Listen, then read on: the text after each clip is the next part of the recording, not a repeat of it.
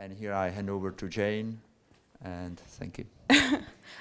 All right, thanks for bearing with me while I set up my presentation. I actually did not start my career at K Dictionaries, though that was in the early beginnings of it. My first dictionary job ever was at, it was on the online sentence dictionary at Oxford University Press, and that was 10 years ago now. So I've been in the industry for 10 years. I've been at dictionary.com for about 5 years now. So I have some things to say. Just one second.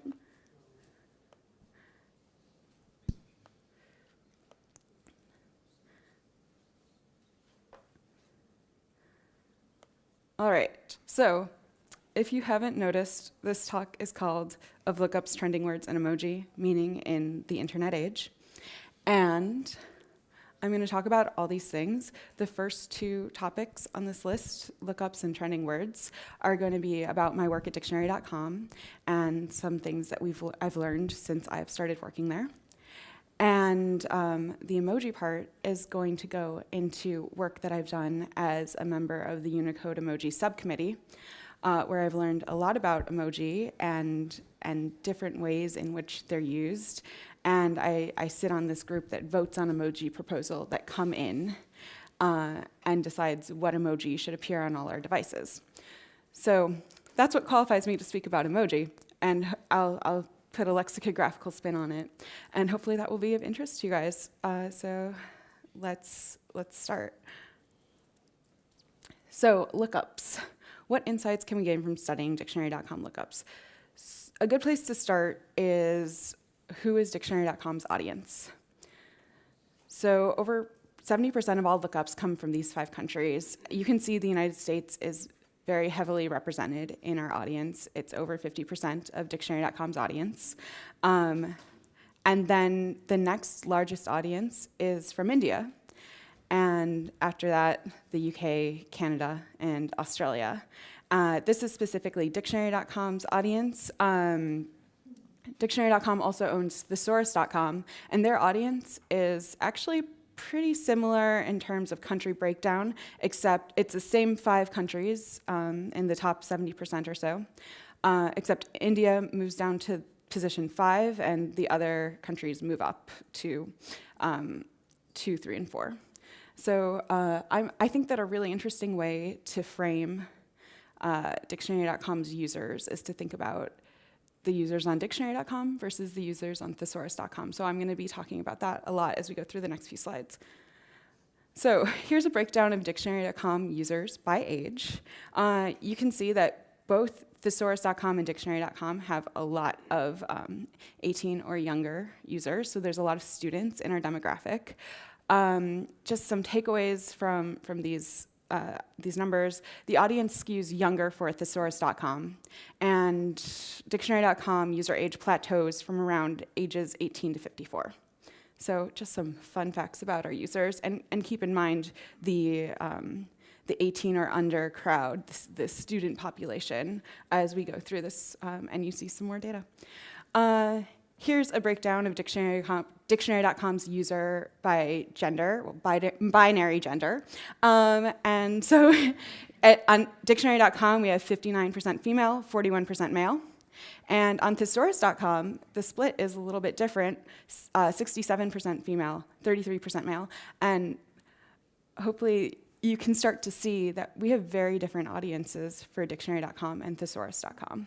And we'll get into how they differ and why in a little bit.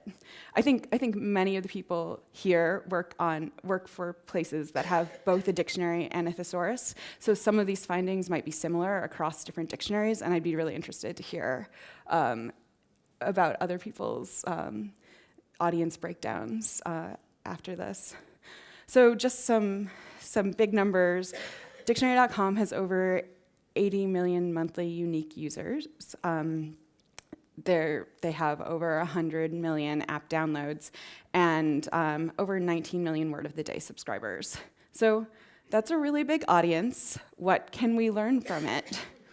Well, one really interesting thing is dictionary.com. It's a long tail. The top 5,000 searches account for about 40% of all of dictionary.com's lookup. The top 10,000 searches account for about 55% of all of dictionary.com's lookups. The top 15% of searches, that's about 65% of all lookups. And the top 20,000 searches account for 75% of all lookups. And if you look at this chart, I go out a little bit further. By the time you get to 50,000 searches, or the top 50,000 searches, that already accounts for about 90% of all lookups. So as a dictionary, what we can take away from this is that when we work on projects, this helps us prioritize our projects. We start at the words that have the most lookups and the most volume in that, because we know that they will ultimately be seen by more people and that those changes will have a higher impact.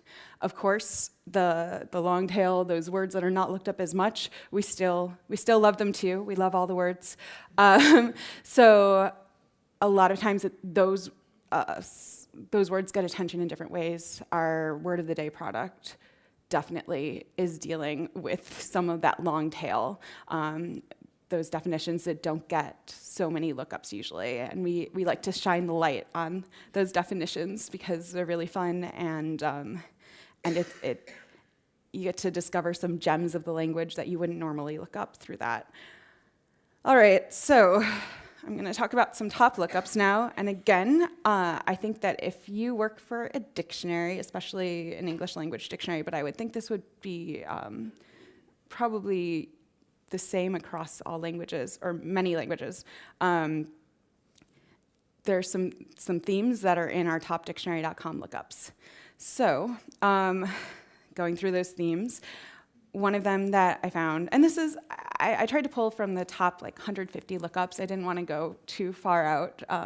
And so anyway, themes that emerged: literary devices, so metaphor, simile, hyperbole, irony. These are always in our top lookups. And in fact, all the words on this list are really perennial lookups. I look at the top lookup data all the time, and these words are always there, always. So there's something about these words and these topics that draw users. This is what people are using dictionaries for. So the literary devices, I see that and I think, okay, maybe that's a high school English class. Maybe someone has been assigned to learn the definition of these words. And if you remember back to the chart of dictionary.com user age, we have that large student population. So that makes a lot of sense to me. Values is another really interesting one: integrity, empathy, compassion. And when I see that, I think about how when I was in grade school, and even as someone working in an office, we're often asked to say, define your values, or what does integrity mean to you? And you can see the people are actually looking up words like that. The third group is politics and society, so democracy, communism, fascism. These are always in our top lookups. This, I think, might also be related to students looking up these words, though depending on the political situation, maybe people are looking up these words more often. Fascism definitely was looked up a lot in the last few years. It moved a little bit up our ranks. Confusables, that's another one, and this could be students, but I think this is a more general appeal. So effect and effect and principle, these are in our top lookups. And I don't think it's just students. I think it's people who want to check to make sure they're using the right word. So people using a dictionary as just to check their answer, to check to make sure that they know how to spell the word, they know how to present themselves in writing, or even in speech. Difficult words: ubiquitous, aesthetic, benevolent. These, I don't know if this room of lexicographers thinks these are difficult words, but they stood out in the list to me, and that was just the name I gave them. And these are words that I think a lot of people, maybe they've encountered in the world, and they're trying to decode what it means, or maybe they know the word, but they don't know exactly what it means, and so they're coming to a dictionary to look them up. The next category, relationships, sex and love. I didn't actually know where to put sex, because that could also be taboo, maybe, depending on what your cultural background is and how you feel about that word. I see these categories sort of relating. Love is a really interesting word to me. It's always in our top lookups, and I don't think it's because our 53% of our audience that is from the United States doesn't know what it means. Love is a very basic word. It's a very essential word in our vocabularies. So why are people looking it up? Well, I can only assume that there's some sort of emotional guidance coming from a dictionary for some people. Poets and songwriters are always asking, "What is love?" Or people are people are wondering, "How do you know? How do you know when you're in love?" That's a theme I constantly hear. And for some people, it's just a feeling, and for other people, they need to look it up in a dictionary to make sure what they're feeling is real. And I think that that's fascinating. The last category I have here is taboo words. Fuck is always in our top lookups. I don't know if I'm allowed to say that in the live stream, but I'm not going to censor myself. And so I think sex also could be grouped with this. Why is someone looking up fuck in a dictionary? I think maybe, I imagine a child who's just learned the word, or a teenager who just goes through a dictionary and starts looking up all the vulgar words they can think of. I don't know if any of you have had that phase in your life. But I'm thinking that that's why that might show up on there. There was, why are people looking this up? I don't know. One thing that we noticed is I was looking at our real-time lookups during the presidential election in the United States, and fuck definitely spiked in lookups that night. So I think that sometimes people are sitting at their dictionaries and they are just typing their feelings. That's the only conclusion I can come to from that.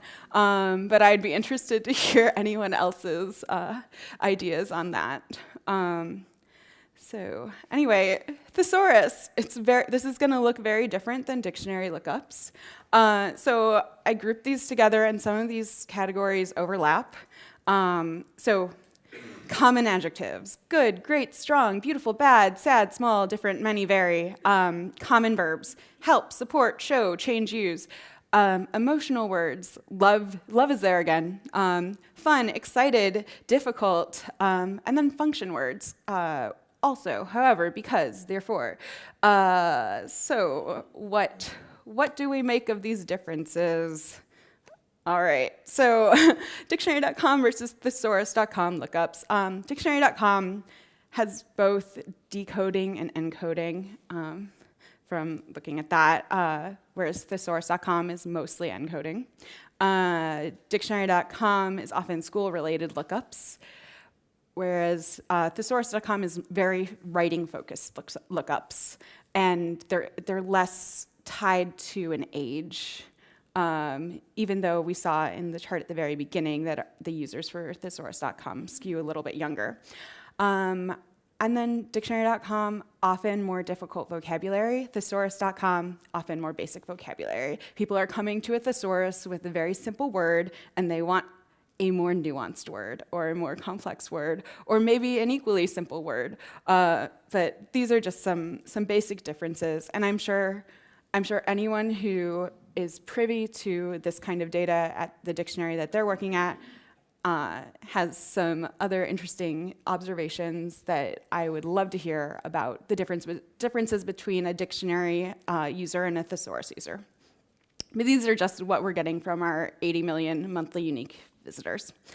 All right, moving on away from these one-word lookups, I'm going to go into a more complex area, which is lookup paths. What can we learn from one lookup in the context of another?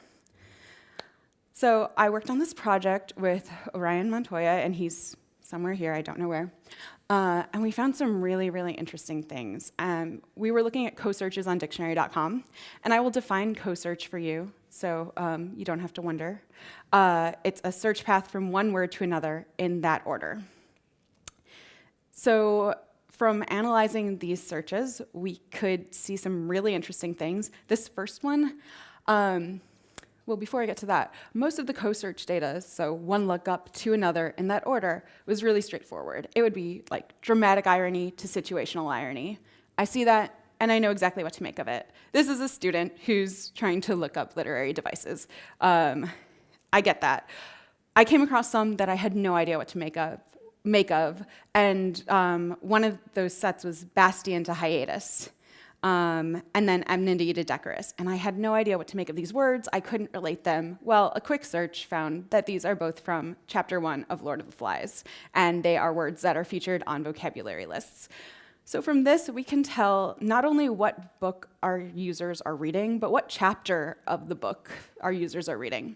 Now, I have two hypotheses of why the users are only looking up Chapter 1 of Lord of the Flies and not any of the other chapters. One of them is that we looked at data, I think it was from October to November. So my hope is that is that our users had just been assigned Chapter 1 at the very end of November, and they would soon look up all the other words that are featured in Lord of the Flies vocabulary lists. My other hypothesis is that maybe our users are more likely to read Chapter 1 and not the other chapters of a book that they're assigned. Lord of the Flies, by the way, is a book that is widely assigned in the United States as reading. I'm maybe in other English-speaking countries too, but maybe around the world, I don't know. But definitely in the United States, I was personally assigned this book to read when I was in maybe middle school or high school. So anyway, that's a really interesting finding. And then the other sort of related finding is the connection between domestic and tranquility and posterity and ordain.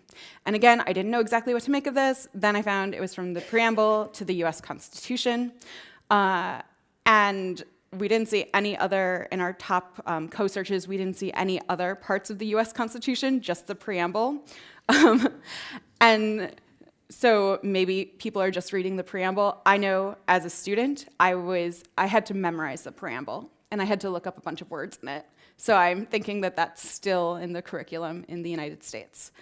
So anyway, this is all really fun, but what do we do with this information? Well, we could figure out possibly what users are interested in. We could figure out possibly what reading level they're reading at. Maybe we can figure out what other books they might be interested in, or what other vocabulary words they might be interested in. And from that, there are a lot of possibilities. You can suggest different pieces of content that you think would enrich the lives of your user, because hopefully that's what your content does. Or you can, you can suggest other words. There's lots of different things you can do with this data. Another interesting finding from this work that I did with Orion was not as literary as that last one, but we found that searches between commonly confused words were very, very high, and users were flipping back and forth between these commonly confused words. So we have effect to affect and affect to effect, both directions of this pairing were in our top co-searches. So this is another really interesting thing to me.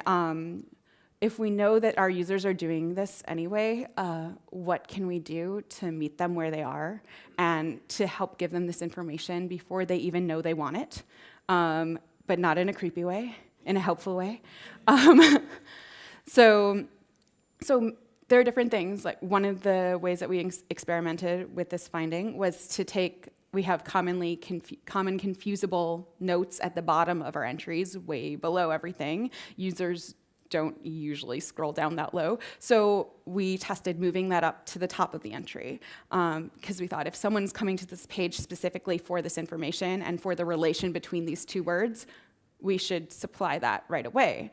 Another thing you can do, which we're sort of thinking about testing, we haven't really got into that phase yet, is maybe show both entries side by side in some sort of way or compare them, like when you're online shopping for anything, and you can compare all the similar products, like except not online shopping, just learning. So just a way where you can absorb that information immediately rather than having to flip back and forth between these pages, which is something that we're seeing our users are doing. All right, moving on to neologism detection. How can we use machine learning to discover new words in our data? So in addition to keeping track of all our lookups on dictionary.com and thesaurus.com, we also keep track of the words that people look up that do not land on an entry because there is no entry for them so far. And we call that the unmatched queries. These are mostly misspellings, and that's great and helpful, and you can use those common misspellings in their own way. But if you sit down and look through the list, there's actually these gems of actual words that we want to add to dictionary.com that are on these lists. So we asked ourselves, how can we filter the actual useful non-misspelling headword candidates automatically, so we didn't have to pour through the list, because we weren't going to find everything very quickly. It would take a lot of time and a lot of effort to pour through that list. So anyway, well, before I move on to that, I said that it's mostly misspellings. If any of you have these lists at the dictionaries you're working for, especially if it's an English language dictionary, supercalifragilisticexpialidocious is a very commonly misspelled word. I don't even know if misspell is the right way to qualify all the different variants of this word, but that's one that shows up on the list a lot. And if you're reading through it, you're like, oh, another misspelling or attempt at spelling how we have this word included in our dictionary. So anyway, moving back here, we analyzed our unmatched query list in the context of some other data sets. And as I said, using machine learning, some of our inputs included lists of common letter clusters in English, tweeted headlines from major news organizations, and trends within our unmatched query list. So what did we find?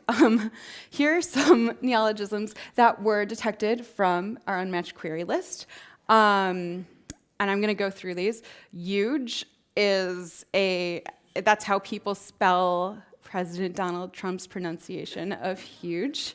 So that's definitely a valid word. It's one of those words that show up in headlines a lot too, and that was one of the things that flagged this word in our algorithm. Ethereum, that's a cryptocurrency. Antifa or Antifa, that's been in the news a lot lately. That's it's short for anti-fascist. Bougie. I don't know if any of you have heard this term. It's a shortening and alliteration of bourgeois. It can be disparaging, though it's been reclaimed by some hip-hop artists, like in the song Bad and Bougie by Migos. So that's another word that popped up, and a few different variant spellings of this, because sometimes it's with a G, sometimes it's with a J. ASMR, that stands for Autonomous Sensory Meridian Response, and that's the pleasurable tingling you feel somewhere in your ear, like behind your ears, in your brain, kind of, when people either speak in whispers or crinkle paper, and there's a whole industry on YouTube of people making ASMR videos. That was another word that popped up.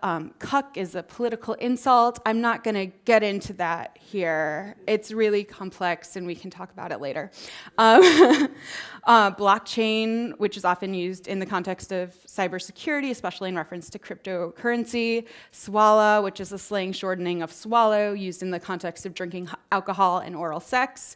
And supercut, which is all the good parts of a movie made into one shorter clip.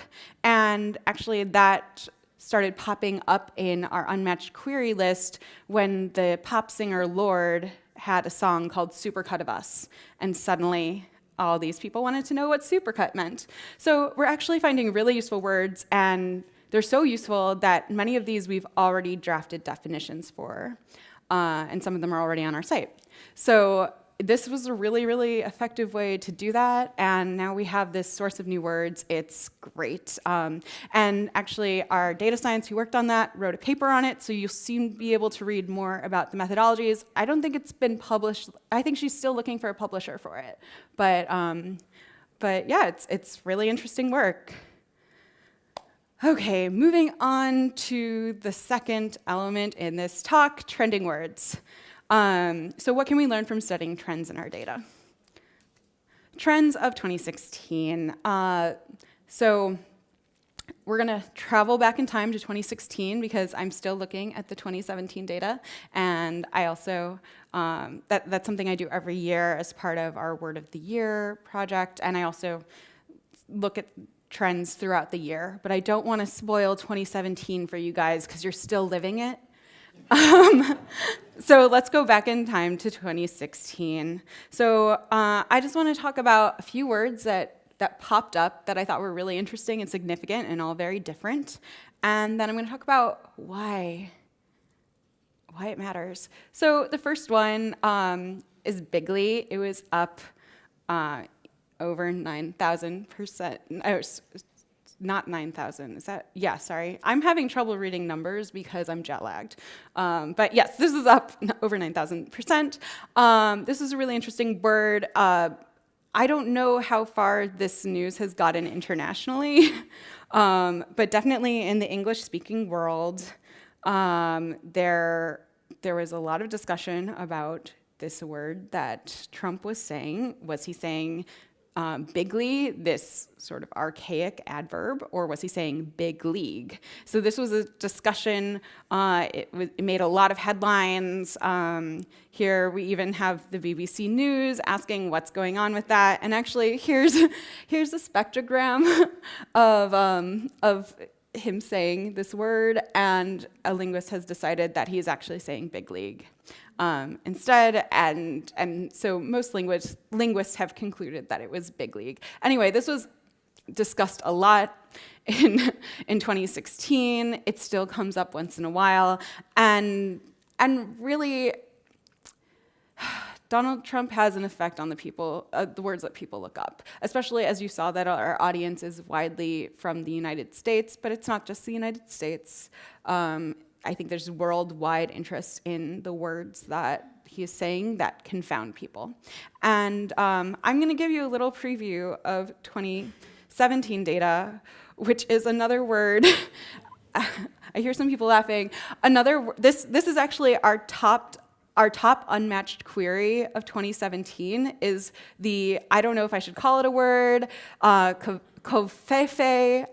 That's my attempt at pronouncing it. This was a typo that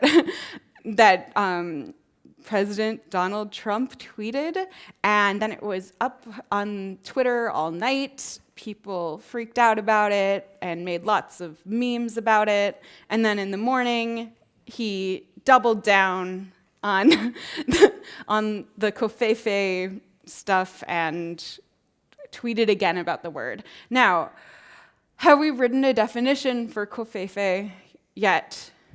Or will we? No, we haven't yet. But there's actually some reason to believe that this might be popping up more because there's a bill that's been dubbed the Kofefe bill, and it's about can a president block citizens of his country on Twitter, because that's supposed to be public information, because there's been a lot of blocking happening. So people are calling that the Kofefe bill. If that takes off, maybe this word is here to stay, and we'll have to write a definition. But anyway, that's a little peek into 2017. Another word that had huge increases in lookups in 2016, and this percent is the year-over-year change from 2015 to 2016, just in case you were wondering, is Zika and Microcephaly both. So you can see all these headlines. I think especially for the US audience, as the threat increased in the United States, people were more and more interested in the term. And you can see some of these months, June, August, September, those are high mosquito months in the United States. So I'm wondering if that correlates to why people were so interested in this word then. Next word, Pokémon. That was up 275% in our lookups in 2016. Are any of you Pokemon Go players? Okay, so Orion, one of you. Maybe some of you have kids who play Pokemon Go. It was a huge thing in the United States.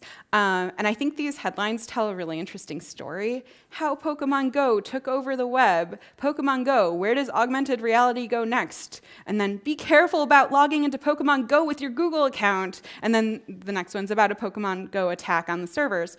So you can see people were talking about Pokemon Go in a lot of different contexts. Other words that people looked up that were related to Pokemon Go, one of them was predators, because predators were luring Pokemon Go players to locations and then attacking them. So that was a really interesting trend in our lookups from 2016. Another one was polyamory. That was up 255%. And I think one of the big events of the year was that OkCupid, an online dating site, added a polyamory feature and then widely publicized it. And that started a lot of conversation. There were a lot of polyamory activists speaking out about polyamory. In June, a US TV show had a polyamory plotline. So this is a word that was on people's minds in the United States, especially, and among our user base in 2016. And then encryption, that was up 115%. You'll notice that that is the smallest percentage increase in all these words that I've shown, but that's only because our lookups for encryption were pretty high before. So this is actually very, very significant. One of the biggest reasons for people looking this up in 2016 was the Apple versus FBI case, which was talking about encryption in a very, very important and big way.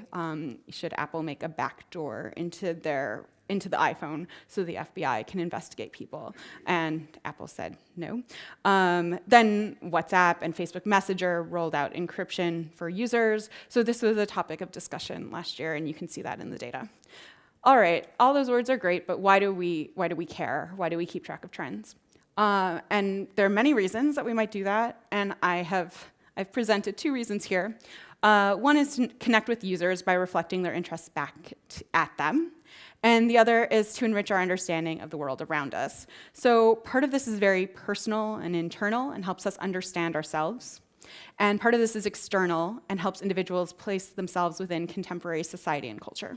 So those are, to me, two very interesting reasons why we should keep track of trends and why we're thinking about this.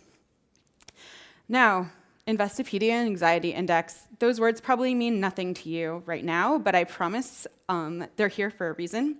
So Investopedia is a company it's actually a sister company to Dictionary.com. Both Dictionary.com and Investopedia have the same parent company, which is IAC.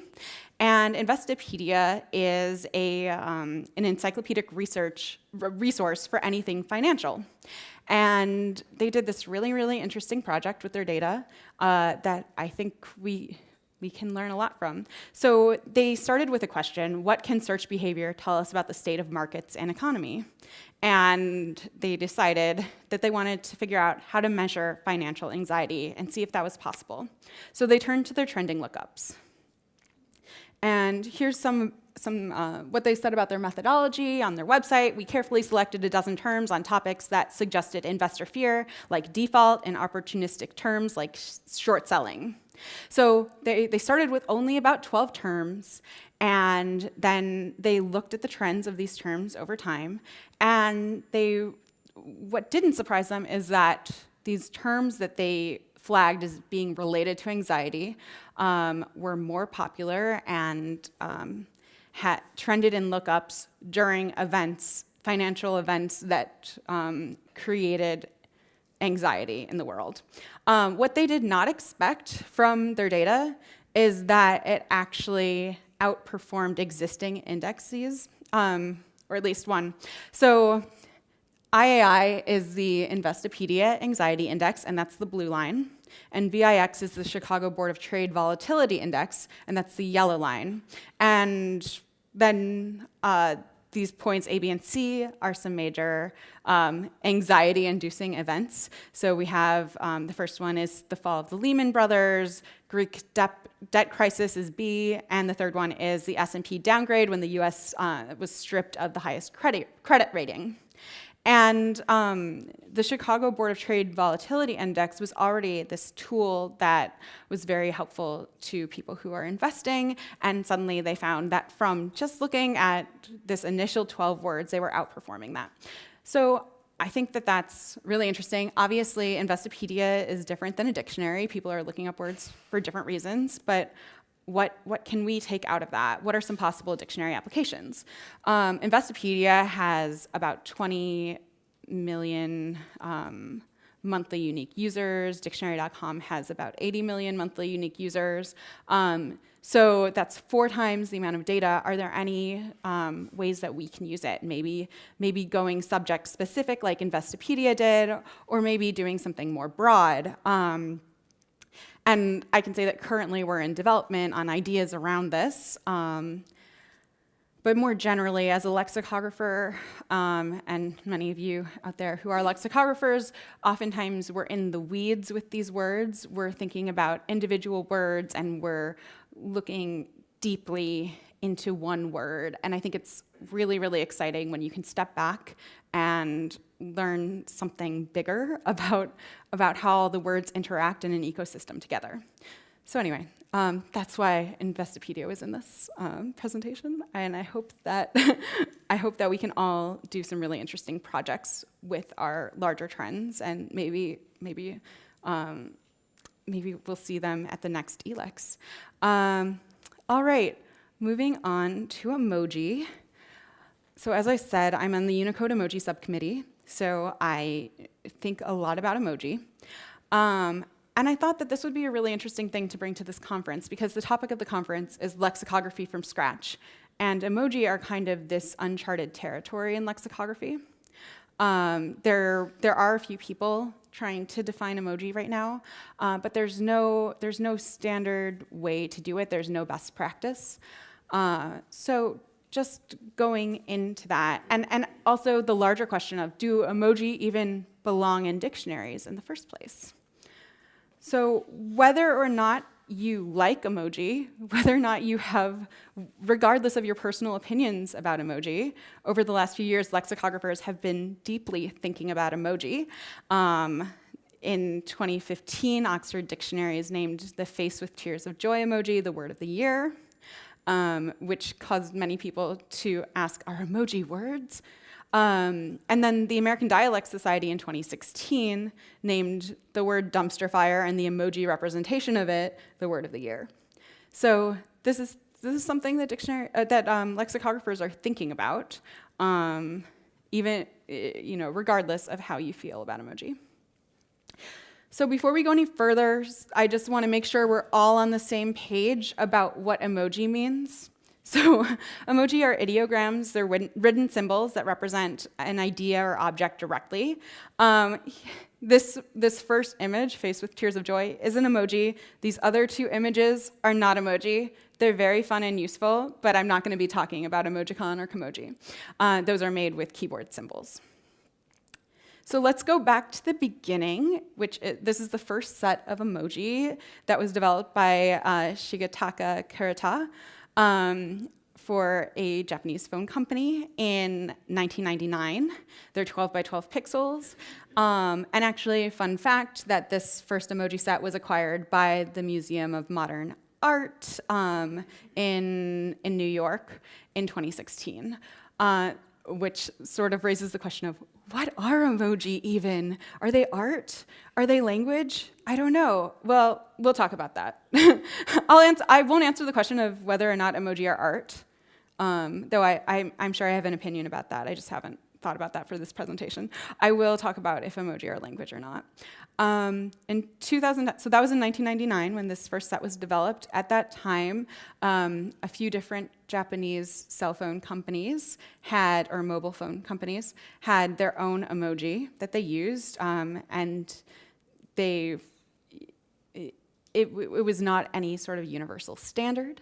But then in 2010, emoji moved over to Unicode, to the Unicode Consortium. So the goal of the Unicode Consortium is to enable everybody speaking every language on Earth to be able to use their language on computers and smartphones. And that's taken directly from the Unicode Consortium mission. I think a lot of people in the United States, and this is probably not as common outside the United States, but a lot of people in the United States, when they hear Unicode, they think emoji. But the fact is that emoji are only a really small part of all the Unicode characters, and emoji are blue on this graph, and maybe in the back you can't see any blue because it's really, really tiny in that bottom corner down there. So emoji are only this very, very small part of Unicode's mission. So, are emoji a language? No. I'm not going to go into this topic too deeply because there's a lot of lexicographers in the room, and so I think that I can just pretty quickly go through. There's really two definitions for language that people are talking about when they think emoji are language or even ask the question. There's a system for representing abstract meaning like English or French or Italian or whatever language. And then versus any means of communicating, like the language of dance or gestures or something like that. And so people are really conflating these two meanings when they ask, are emoji a language? Are emoji taking over the world's languages? I'm not too concerned. Emoji are paralinguistic. People use emoji to supplement language, not to replace it. And emoji behave more like gestures, facial expressions, and tone than a standalone language. So we can all relax. I'm sure you guys have come to that conclusion yourself, or maybe you haven't, and you can ask me questions later. So emoji are not a language, unless you're Kyle MacLachlan, star of the 1984 adaptation of Dune. So in case you don't know who Kyle MacLachlan is, he's an actor. He was, as I said, in Dune, which is a science fiction book. And he had a fan ask, on Twitter, can you explain Dune to me, please? And rather than explaining Dune, well, you can argue he did explain Dune. He decided to illustrate it with emoji. And I think this is amazing, and it filled me with joy, but also, when I was saying that Kyle MacLachlan is allowed to use emoji as a standalone language, I was actually joking, in case you couldn't tell, because he hasn't actually done that. You need so much context to understand that this is about Dune. You need the hashtag Dune. You need the question someone asked where they're talking about, explain Dune to me. And you need to know Kyle MacLachlan, who he is, why someone might be asking him this question. What does Dune even mean in this context? It's a sci-fi book, not a sand dune or something like that. So there's so many pieces of context you need to actually understand that. So hopefully, if you weren't already convinced emoji aren't a language in the way that English is a language, I think we can all accept that, though we can argue later if you don't. Here's another question. Can emoji represent sounds in language? So this is from linguist Lauren Ackerman's blog. She's verbing nouns on Twitter. And I really love this exercise because it's completely delightful and completely useless. So here, if you are familiar with the IPA, you can see that she's made a vowel space with emoji based on what expressions it looks like they might be producing, or what sounds they might be producing, what vowel sounds they might be producing. So at the top, if you're not familiar with IPA, that's E. And then down at the bottom, she's even done a nasal. You have So this is delightful. I love it. But also, this is not at all how people are using emoji. You're not spelling out words based on what the mouth of an emoji is doing. So it's a fun exercise, but that's not actually how people are using it. Moving on to a really interesting question that I think will be of interest to all the lexicographers in the audience is, how do emoji get created? And I want to talk about the difference between new words entering the dictionaries versus new emoji. So this gets at the question of actual usage versus anticipated usage. So in modern lexicography, we see how a term is actually being used in the world, and then we use evidence to define it. We are not gatekeepers at all. The Unicode Consortium, on the other hand, are actually gatekeepers. So, and they pick what emoji will be enter the language based on what they think people will actually use. So there are different elements of an emoji proposal. Is there evidence of interest? And here I actually co-authored an emoji proposal on the bone emoji, and here I showed, oh, people might use the bone emoji because here are some other words that are actually representable in emoji, and they are less popular on Google Trends. Is it frequently requested? The bone emoji was frequently requested in many contexts. Is it polysemous? Yes, the bone emoji is very polysemous. Is it already representable in English, or not in English? Is it already representable in the emoji landscape? That's a question that lexicographers would never ask when adding a word to a dictionary. So that's where it differs. But the other questions are things that lexicographers would be very, very good at answering. Now I want to talk about the gun emoji, because it's very interesting to me. Why is it interesting? It's directional. It looks very different across different platforms, and its meaning is loaded, and that's a hilarious pun. So first of all, directional emoji. I think that's really interesting because it matters what direction they're facing. That changes the meaning. Where's this guy running to? Where's this hand pointing to? Where are these eyes looking at? And to put it very simply, when we're talking about the gun emoji, we're talking about who is being shot and who is doing the shooting. So direction very much matters. And here's a fun exercise I did with the eyes emoji, where you can see eyes looking in different directions can mean very different things. I wrote the blue captions. This is called an emoji review. It's a type, it's kind of like a meme, I guess, that exists in the world that I really enjoy. Here are the gun emojis, and you can see one of these does not look like the others. So I think it was in 2015, Apple changed their gun emoji from the pistol emoji to a water gun, and that could have an effect on the meaning. So, emoji in the law, can it be a crime to use emoji in certain ways? Now, I hesitated to add this image to this presentation because it made me feel very uncomfortable. I had a visceral reaction to it. It seems very, very violent, but I felt it was important to add it because in 2015, a teenager was taken to court over this exact emoji pairing. So the 17-year-old posted it on Facebook, and then in court, they discussed whether it was a true threat or whether he was perhaps just angrily tapping out some little pictures. And these are very real questions. This is not the only case that has been, the only legal case where a teen has gotten in trouble for using the gun emoji. So I did a study just in my free time for fun.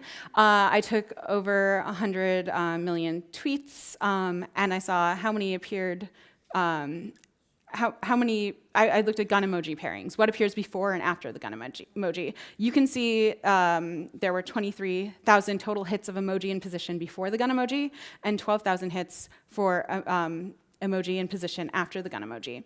So you can see that, can I have a little extra time? Okay. You can see that here, things being shot are almost twice as common as things doing the shooting. And I'll get into why that is in a second. So here's some emoji appearing before the gun emoji and after the gun emoji. These are the top 10. And I will, don't worry if you can't absorb this because I'm going to go to another slide with some more information on this. Anyway, here we go, the top 5 gun emoji pairings. So before, you can see there are a bunch of faces. After, you can see it starts with weapons. maybe an explosion. The face with sunglasses strikes me as particularly cold in terms of shooting something. And you can see the face with tears of joy is in both of those, but that's probably because it's the most popular emoji, and in this data set, when I counted, the face with tear of joy is almost 3 times more popular than any other emoji. So, gun emoji pairings. I see some of you are trying to take pictures. I can go back after if you're interested. Gun emoji pairings. So here, I grouped these together in categories. What is happening before the gun emoji and what's happening after. And 3 of the categories overlap. So there are faces, booms, which are kind of like explosions, weapons, and death imagery. And those are all consistent across the categories. Then we have the rose, which was only after the gun, and that was because of the band Guns N' Roses, almost exclusively. So people, and of course you would put the gun before the rose in that situation, and that's exactly what people are doing. You can see the faces are different. You can see the little squirt of water, and that's probably someone who's using an Apple device because they have a squirt gun. You see some hearts and explosions, so it's not just things being shot, it's also, or it's not just people being shot or faces, it's also things. So just some examples of that. Here we have gun emoji shooting a face. So oftentimes people are using this to express sarcasm. And that's that accounts for this reflexive use of the gun emoji. And I find that really, really interesting. Because that's why there are more emoji in the position before the gun emoji than after. Here's the cool guy shooting someone. I have no idea what these mean. Well, I think I know what the first one means, but the second one has a really strange story with a bear. All right, and this one is just a string of weapons that people are using, and that's another very common way that people are using the gun emoji. Another really interesting thing is that there's lexical aspect in the gun emoji pairing. So the broken heart appeared and the skull appeared, and you can, there's some temporal information being conveyed there. This is the logical end state of those emoji. So while a lot can be learned from raw frequency, I also thought it would be interesting to filter out the more common emoji, and I used the same method that's used in sketch engine word lists. So here, one of the really interesting things from this is the police officer appears in both the before and after gun emoji positions. So I'm gonna wrap up now very quickly. How are relationships with dictionaries changing? Well, for one, we might want to start defining emoji, and there's different ways we can do that. And that's a discussion that as lexicographers, if we want to add them to dictionaries, we should think about what's the best way to do it. And there's what should the head word be, because I called this the gun emoji, but it's actually officially called the pistol emoji. We should look at historical data. How has it appeared over time, and how has that changed the meaning? We need to look at the syntactic and semantic data, and we need to show examples of use to really help people understand what it means. As for future dictionary users, how is technology impacting dictionary use?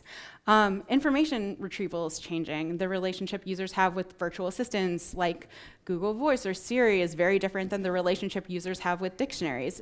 If you can show just one definition, what would you show and how would you show it? Is it based on the context, the user search history, the age of the user, the time of day? And then also users are becoming more and more source agnostic. Everyone in this audience has the muscle memory of flipping through actual paper dictionaries and getting paper cuts, and we remember the weight of that. But people coming of age today are developing very different relationships with dictionaries, and people are becoming even more source agnostic, and that's the direction this industry is moving toward. And while this is very scary in some ways, I think it's important to acknowledge, and we should anticipate these changes and plan for them rather than reacting to them. And so that I want to thank some people: Dictionary.com, Orion, Gretchen McCulloch, Mark Davis, Emojipedia, just for teaching me things about emoji and language and all the help that I've had putting together this presentation. And that's it. Sorry, I've gone over time a little bit. That's it.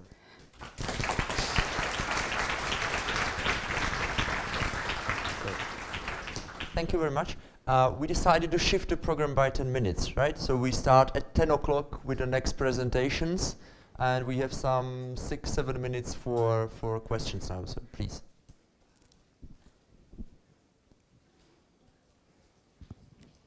Hi. So very nice talk. Thank you very much. So one thing I find very almost odd in your things when you're talking about this word covefe, and you're saying that you have lots of data, but lots of people are coming to your website to go and find out this meaning of the word, but yet you're not going to define it and you're not going to tell them. So I was wondering, I mean, isn't this something which, in a more human-oriented approach, we should be doing, even though, you know, it's not ivory tower lexicography, but we should be going and, you know, defining words based on what people actually want to know? I absolutely agree with you. I have no problem with us adding it. But of course, every time you add a definition to a dictionary, it takes a lot of resources and time, and we have other priorities, and we just have not added that yet. And as you know, if it becomes more relevant, especially in politics with this bill coming out, it's already been written. That's something that we think will give it perennial interest and not just this flash in the pan interest. If it's only going to be looked up a lot one day or you know, over 1 month, we have less incentive to put all the time and effort into defining it. So yes, I agree with you. I don't have anything against putting it in.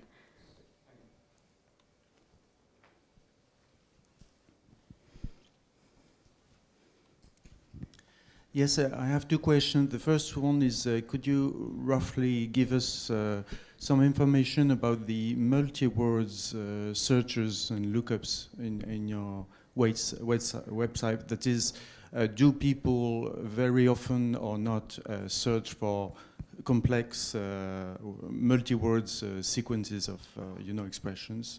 And the second question is about, do you have the same kind of trends and in different languages, in other languages than English, probably?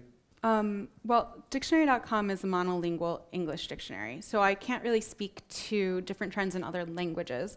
As for multi-word lookups, that's something we also keep track of. I didn't go into that for this presentation just because of time. Obviously, I couldn't even talk about all the things I wanted to talk about in the time slot allotted.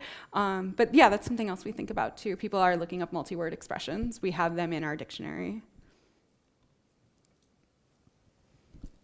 Okay, so thanks, a very nice talk. We've also found that love, fuck, sex, and hello are very common queries.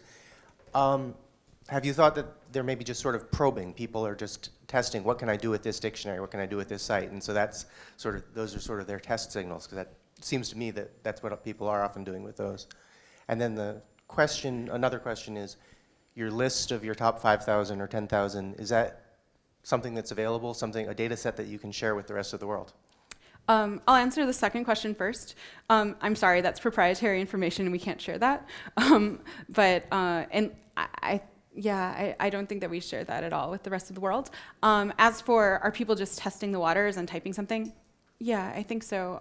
One of the things that Orion and I came across that was really funny when we were working on this co-search project is this list of words that someone looked up, and they were all very difficult words.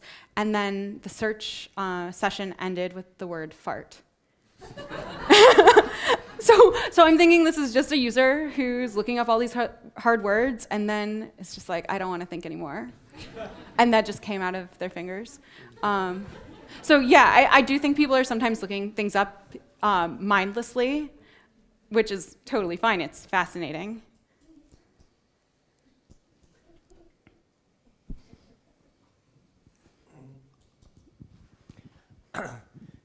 Do you also keep track on the words that have never been searched in your dictionary? And if yes, how many of them are? What is the proportion of your dictionary that has never been searched? I don't think we do. I don't even know how we would do that. There's probably a lot of words that have never been searched, and we would have no way of discovering them, because we're. Oh, what?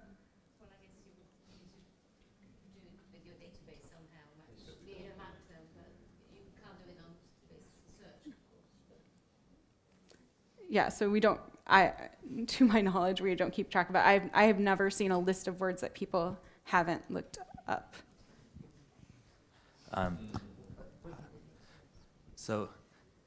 Hi, I'd like to ask about cultural specificity in emojis. So I think it's interesting that although unlike normal lexical items, they're sort of language independent, but on the other hand, if you actually look at the list of Unicode emojis, like especially say things like food items, you see that it's very biased towards America and Japan.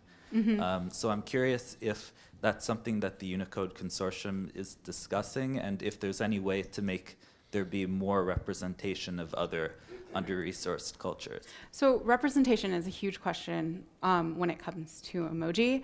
And in terms of that, I got involved in this group called Emoji Nation, and their mission is to help unrepresented people feel represented in emoji, and they help people write successful proposals for that. So they worked on the hijab emoji proposal, and they're working on various emoji proposals to help bring some of that representation there. And if you're interested, we should talk, and you can be part of that. Do you have any sense of how many of your users are second language speakers of English? Well, we don't know exactly, but we do see where people are looking up words from, and we can make assumptions based on what country that is. But I don't have a number off the top of my head, if you were wondering. Super talk, Jane. It takes us right to the kind of frontiers of our business. I'm very glad you use this term source agnostic users, because it lexicalizes something that I've been thinking about. And people like me have been banging on for years about you should always have a user profile, know who your user is, tailor the content and presentation to their needs and so on. But I'm wondering if that's sort of going out of the window now, because on our website, your website, we actually don't know who the users are. They're coming in from a search engine, from Google, typically. And I wonder if that your observations on that, it sort of shifts the whole focus away from that notion of, when people bought a book, you knew who they were. I mean, and the book was designed for a particular type of user. But we can't do that anymore, can we? Yeah, and no. what's the sort of consequence? That's very true. It's harder to pin down individual users, but there are some users who, we classify our users in different buckets. So there are some users that we think of as super users, and they have a certain amount of page views per visit, or they really, really engage with our editorial content or something like that. And so targeting that user in a different way than the passerby is something that we think about a lot at dictionary.com. Okay, thank you very much. I'm afraid we need to move on at this moment. Thank you, Jane. Thanks.